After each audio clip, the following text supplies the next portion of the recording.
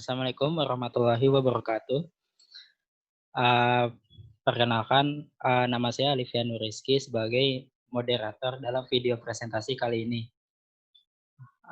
Jadi, di sini, kelompok 2 akan, mempresentasikan tentang salah satu tugas mata kuliah PAI yang berjudul Konsep Ketauhidan dan Penerapannya dalam Kehidupan Sosial. Nah, eee, kelompok 2 itu terdiri dari 4 orang. Salah satunya adalah saya, Alfian Rizky, sisanya itu ada Jihad Mufri Anahal, kemudian ada Muhammad Fikri Abdillah Pradit, kemudian ada Rizky Septian Kusuma, dan, dosen pengampu mata kuliah PAI yaitu Muhammad Ridwan Effendi, Sarjana Pendidikan MUD. Nah, mmm, dalam pembahasan kali ini terdapat 8 subbab, yang mana, tiap-tiap subbab itu akan dijelaskan oleh Jihad Mufri, Muhammad Fikri, dan Rizky Septian.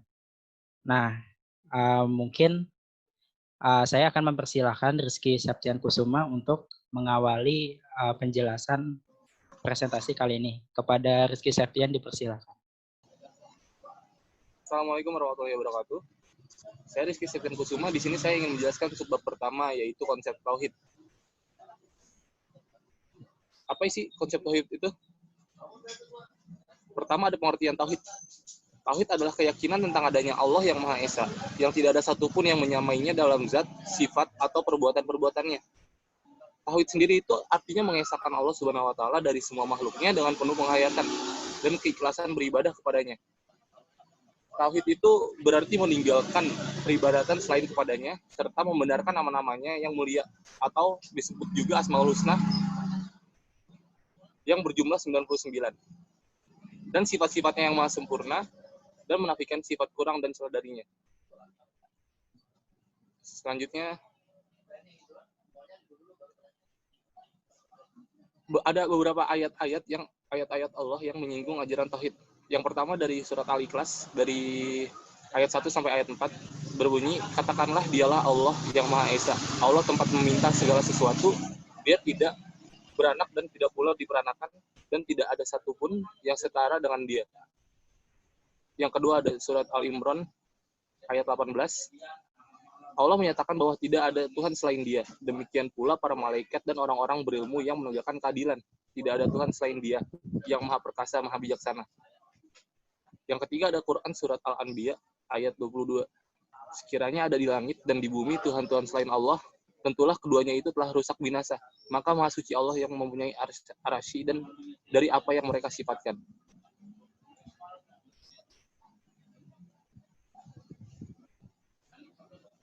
Yang kedua, subbab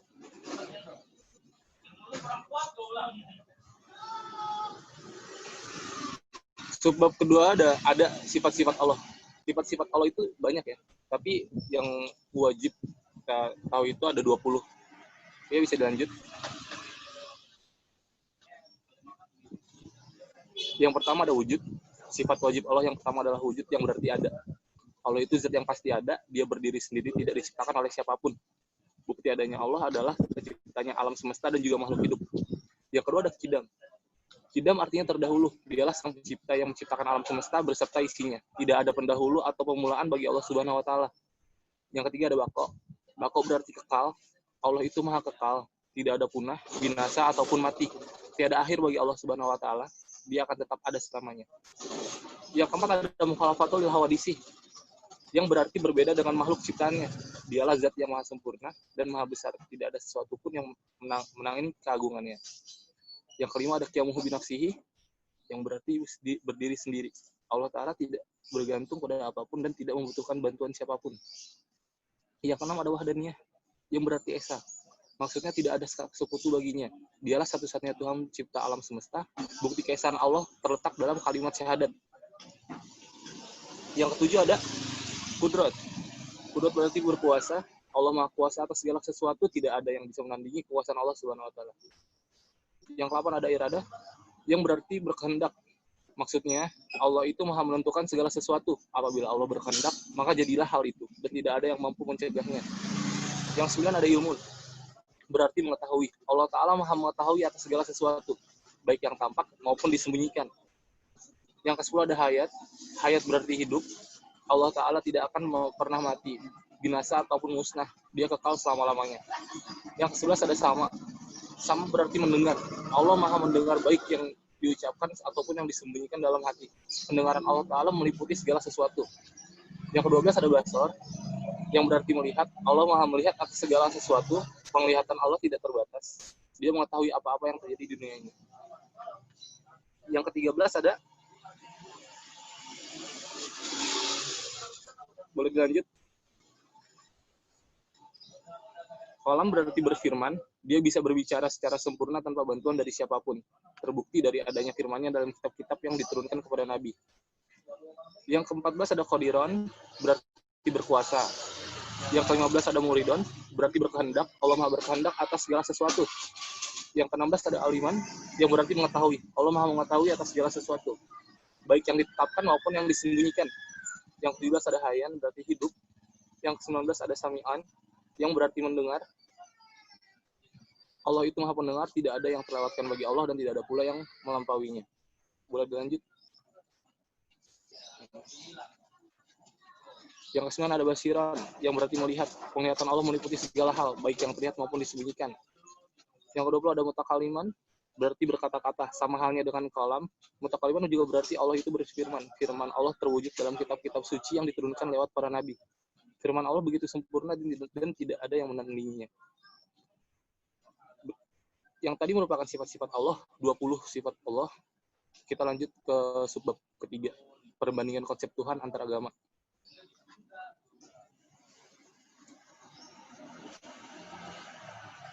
Konsep Tuhan dalam Islam dan berbagai lainnya.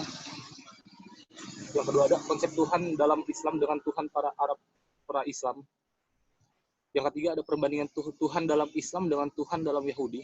Yang keempat ada perbandingan Tuhan dalam Islam dengan Tuhan dalam Kristen. Dan yang kelima ada konsep Tuhan kaum pluralis. Pluralis itu artinya paham atas keberagaman.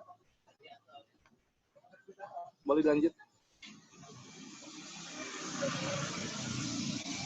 Konsep Tuhan dalam Islam dan berbagai agama lainnya. Beberapa sarjana Barat mengatakan bahwa Muhammad juga menggunakan istilah Allah dalam berkomunikasi dengan pagan Arab dan Yahudi atau Nasrani untuk menegakkan dasar hukum dalam memahami nama Tuhan. Pagan itu berarti deskriptor atas agama-agama selain agama mereka sendiri atau agama Abrahamik terkait, yaitu Yudaisme dan Islam. Agama Abrahimik, agama Ibrahimiyah yang kadang-kadang disebut pula agama Samawi. Judaisme artinya agama asli bangsa Yahudi. Ketika membandingkan politisme Arab pra-Islam, Tuhan dalam Islam tidak memiliki teman dan sekutu maupun pertalian antara Tuhan dan dengan jin. Arab pagan pra-Islam bermula dengan adanya berhala yang dibawa ke tanah Arab oleh Am bin Hulay. Mereka lalu mencampur adukan antara monoteisme dan yang dibawa Ibrahim dan paganisme. Mereka percaya takdir yang kabur, kuat, dan tidak dapat ditawar-tawar melebihi apa yang manusia tidak dapat kendalikan. Paham ini diganti dengan gagasan Islam Tuhan yang maha pemurah namun maha kuasa. Bisa dilihat arti politisme itu bentuk kepercayaan yang mengakui adanya lebih dari satu Tuhan atau menyembah dewa. Sedangkan monoteisme, kepercayaan bahwa Tuhan adalah satu Tuhan dan berkuasa penuh atas segala sesuatu. Boleh lanjut, Ijut? Ya, ada ini menurut Francis Edward Peters, dia menyebut Al-Quran menuntut Muslim untuk beriman.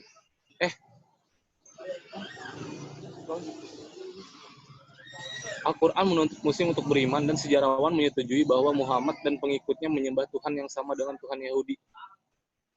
Menurut Ensiklopedia Britannica, Tuhan dikatakan dalam Al-Quran mencintai yang berbuat baik, dan dua bagian dalam Al-Quran mengekspresikan sebuah kasih yang saling mengerti antara Tuhan dan manusia. Namun umat Kristen Yahudi mengajarkan cintai Tuhan dengan segenap hatimu, tidak dirumuskan dalam Islam. Tekanan ini lebih pada kebebasan kehendak Tuhan, sehingga setiap orang harus berserah diri, yang paling utama menyerahkan diri kepada Allah. Boleh dilanjut, Ijat?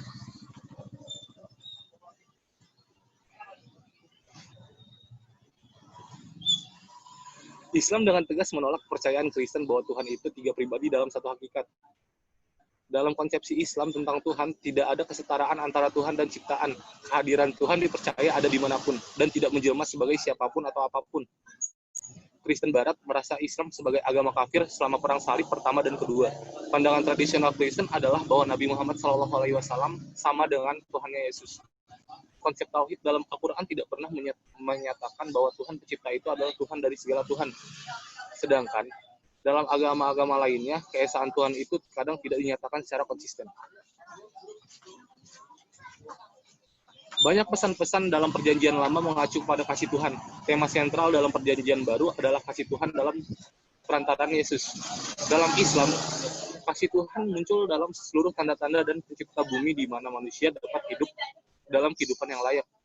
William Gayward berpegang bahwa Kristen memiliki lebih banyak tekanan dalam aturan tingkah laku Tuhan sebagai pengembala yang pergi mencari domba-domba yang hilang dan menyelamatkannya. Di sisi lain, Islam menolak sebagian doa bagi siapapun yang telah kafir. Dalam Islam, Watt mengatakan, Tuhan menyediakan nikmat bagi setiap golongan untuk mencapai kehidupan kekal, contohnya kehidupan di surga, dengan mengirim utusan atau nabi untuk mereka.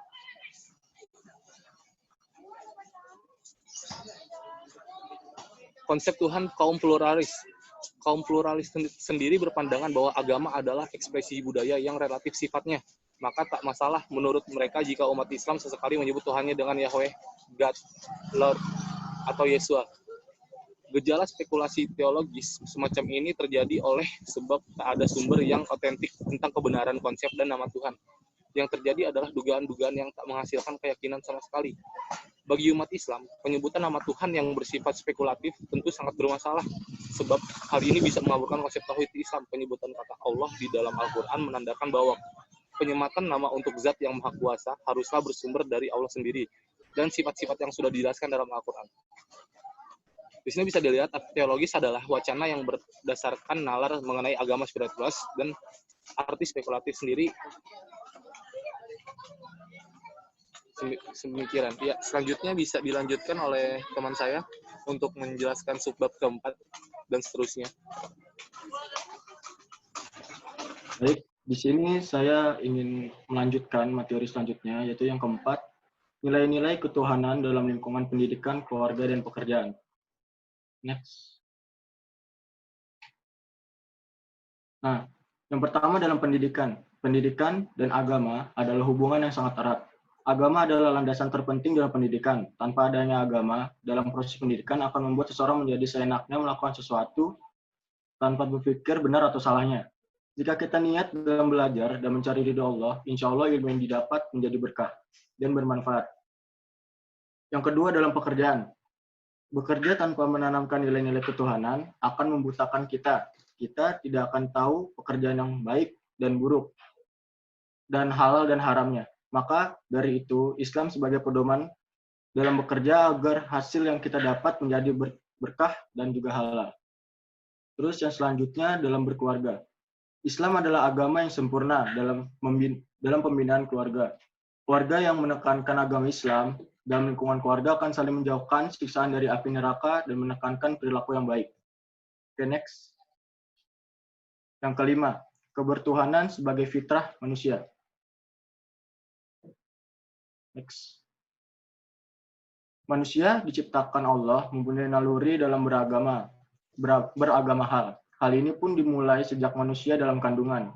Kita sebagai manusia sudah berjanji kepada Allah untuk selalu mengikuti ajaran dan larangan Allah. Nah, perjanjian tersebut tidak tercatat di atas kertas ataupun secara lisan, tetapi sudah terukir dengan pena Allah SWT di permukaan kalbu dan lubuk fitrah manusia. Oke, next. Yang keenam, argumen tentang moderatisme teologi Islam. Banyak sekali argumen dan juga pendapat tentang moderatisme teologi Islam. Argumen tersebut tidak menjadi masalah. Yang menjadi masalah yaitu bagaimana kita menyikapi dan saling menghormati serta tidak menyatakan mana aliran yang paling benar. Di Indonesia banyak sekali aliran-aliran dalam Islam. Karena dibekali dengan pemahaman Islam moderat, mereka tidak saling menyalahkan aliran satu sama yang lain. Bahkan mereka pun tidak mempermasalahkan hal tersebut. Jadi, sikap menghargai dan menghormati adalah kunci kata moderat. Dari moderatisme itu dari kata moderat ya, yang artinya tidak ekstrim kiri dan tidak pula ekstrem kanan. Baik, untuk materi selanjutnya saya serahkan kepada teman saya, Jihad Mufri. Silakan. Ya, terima kasih telah memberikan kepada saya. Selanjutnya akan saya lanjutkan sebab ke-7, yaitu model artikulasi rasa kebertuhanan. Pertama, kita harus mengetahui dulu apa artikulasi itu. Artikulasi adalah perangkat atau alat ucap atau alat bicara di mana hasil mekanisme kerjanya memproduksi suara atau bunyi bahasa yang memiliki sifat-sifat khusus. Jadi sebenarnya model artikulasi di sini itu adalah model pembelajaran. Model pembelajaran artikulasi itu yaitu di mana konsepnya adalah siswa atau pengajar atau yang diajar itu dituntut untuk bisa berperan sebagai penerima pesan sekaligus juga penyampai pesan. Jadi sebagai siswa bukan hanya sebagai penerima tapi juga bisa menyampaikan pesan. Di situ model pembelajaran artikulasi. Maksudnya adalah dari pembelajaran artikulasi ini setiap orang yang menyampaikan pengetahuannya itu akan berbeda. Pengetahuan yang diajarkan itu akan berbeda. Jadi bisa bertambah ilmu dari setiap orang.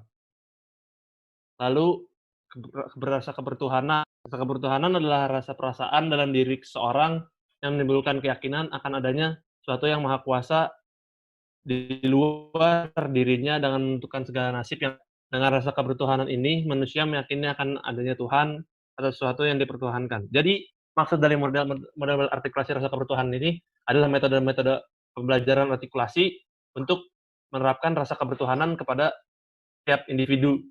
Di mana artikulasi tadi itu menjelaskan bahwa yang diajarkan itu tidak hanya menerima, tapi bisa menjelaskan lagi ulang apa yang diajarkan. Setiap orang akan menghasilkan perbedaan dari setiap yang diajarkan atau di pengetahuan yang diberikan gitu loh. Jadi menambah pengetahuan akan rasa kebertuhanan tersebut. Kita next. Tauhid sebagai spirit persatuan kemanusiaan. Tauhid adalah prinsip akidah Islamiyah atau keyakinan yang harus mendasari seluruh sikap, pikiran, perilaku, dan perbuatan seorang mukmin sebagai bentuk perwujudan keimanan dirinya pada Allah. Tauhid menjadi pedoman dan arah serta inspirasi dalam dinamika yang tidak pernah berhenti. Jadi ada seorang filsafat ngomong kalau esensi ajaran tauhid dalam Islam itu mengajarkan tentang nilai-nilai ketuhanan dan mengirimkan pesan ke manusia. Jadi sebenarnya ketauhidan dalam Islam itu sudah menjalankan nilai-nilai ketuhanan dan pesan-pesan kemanusiaan. Jadi sebagai muslim yang baik, kita bertauhid dan tetap menjunjung tinggi rasa kemanusiaan. Ya, terima kasih dari saya. Sekarang saya kembalikan ke moderator. Terima kasih buat anggota kelompok 2 yang sudah menjelaskan seluruh isi materi yang telah dibahas pada video presentasi kali ini. Mohon maaf jika ada kesalahan kata dan kurangnya kejelasan dalam video ini. Saya dan kelompok 2 pamit undur diri. Wassalamualaikum.